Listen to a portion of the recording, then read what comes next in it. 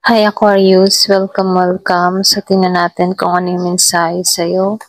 Be open-minded po, hindi po halos lahat makaresonate. Thank you nga po pala sa mga subscribe, sa mga bumabalik. Maraming pong salamat.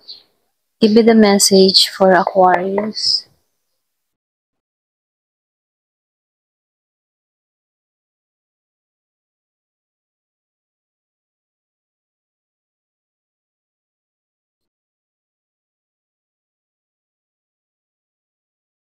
Yung iba sa inyo, no, nandito ka sa energy na tapos na yung mga responsibilidad mo. Okay, pwedeng ikaw mas pinipili mo na yung sarili mo. Pwede rin sabihin nakatuon ka ngayon sa sarili mong paglago.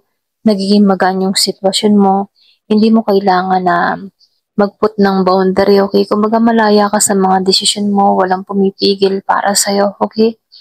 So dito, no, nakikitaan ko dito, andito ka sa moment na pinapalaya mo yung sarili mo sa lahat ng mga alalahanin.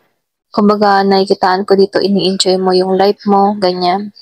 At ini-enjoy mo yung pagkakataon na nagiging kang malaya sa sitwasyon, ganyan. So, nakikitaan ko dito, yung mga tipo na pwedeng meron kang ex or pwedeng mayroon ditong bagong hiwalay or pwedeng sabihin yung bang tipo na nahanap mo mali yung sarili mo, okay? Lumalabas kasi dito na ikaw, pinapalaya mo na yung sarili mo sa lahat ng mga nangyayari at naganap sa'yo, okay? Pwede nitong mga nakaraan, okay? Yung iba sa inyo meron ditong 6 months, pwedeng bago pa lang na kung saan andun yung excitement na nararamdaman mo para sa pagbabago.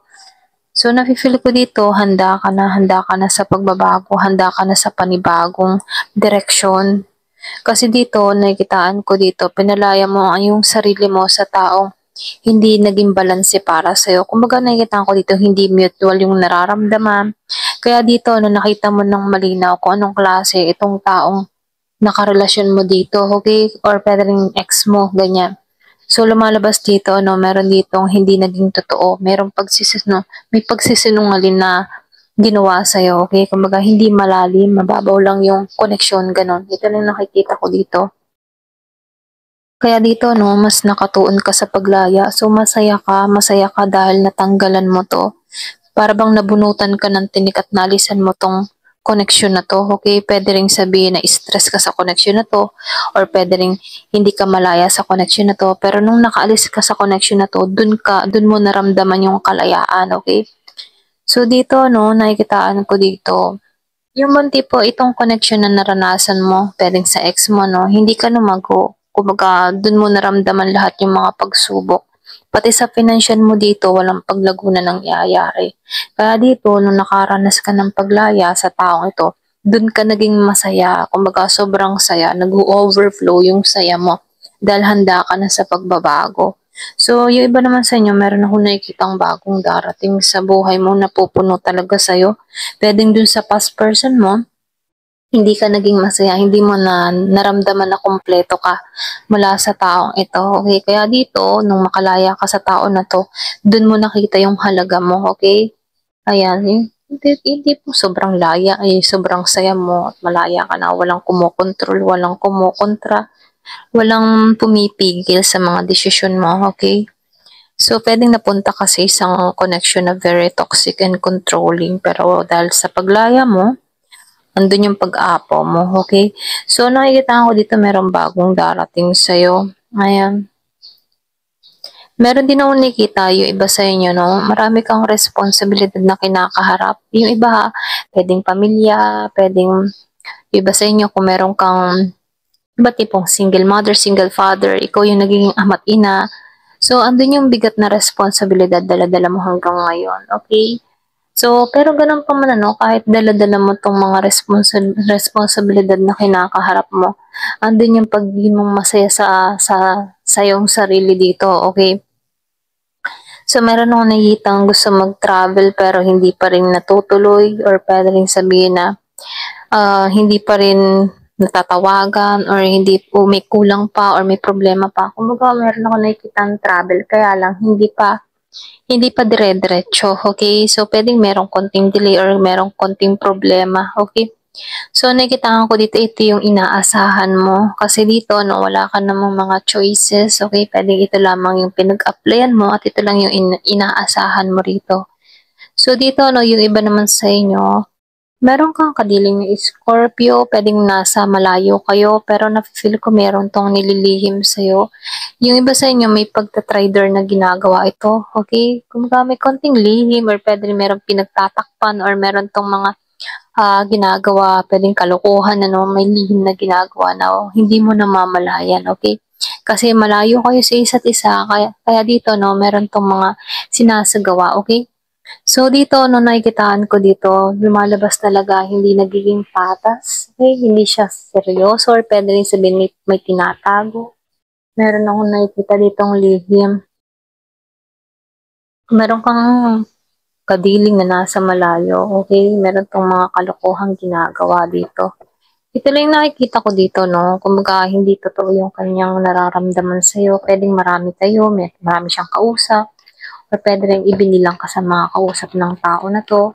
Or pwede rin sabihin ka, nasa LDR kayo. Meron tong mga pangangailangan na hindi mo kayang maibigay, okay? So, meron siyang lihim na kung saan, ano, pwedeng yung iba sa inyo natuklasan mo to. Kaya dito, no, nakasimangot ka rito. Ayan, ito lang nakikita ko dun sa iba. So, dito, take breather. Kumaga, huminga ka ng malalim. Inhale, exhale. Palayain mo yung sarili mo yun. Okay? So, nakikita ko dito yung iba sa'yo, meron kang kadiling na cancer. Release control, okay? Kumaga, meron kang tinanggalan. Kaya dito, ano, sa The Sun, napakasaya mo. Kasi tinanggalan mo to. Wala na nagko-control sa'yo. Kumbaga, dito sa Auto Divine, nakikitaan ko dito na ipinagpapasudyos mo ng lahat or nakatuon ka kay God, nagdadasal ka, nananalangin ka, mga ganyan ano. So, dito nakikitaan ko dito yung pagtitiwala mo kay God, okay? Na balang araw, uulanin ka ng biyaya, na balang araw, meron ding tamang tao na parating sa buhay mo. Kumbaga, nakikitaan ko dito, nakatuon ka, pinagdadasal mo, at hinahayaan mo, nagiging patient ka dito, ganyan. So, dito, no? So, nakikita ko dito, mas inuuna mo yung priority mo sa buhay or pwede rin sinasabihan ka dito, unahin mo muna yung mga priority mo sa buhay. Ano ba to? Trabaho mo, pangarap mo, goal mo, mga ganun, ano. Ito muna ang pagtuunan mo ng pansin. Kumbaga, binibigyan ka dito ng ganong, binibigyan ka ng ganong priorities, okay? Ayan.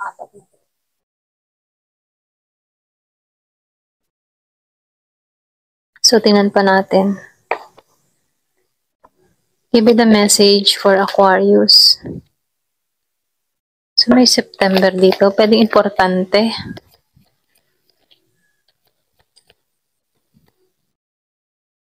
Meron ditong opportunity na parating sa'yo.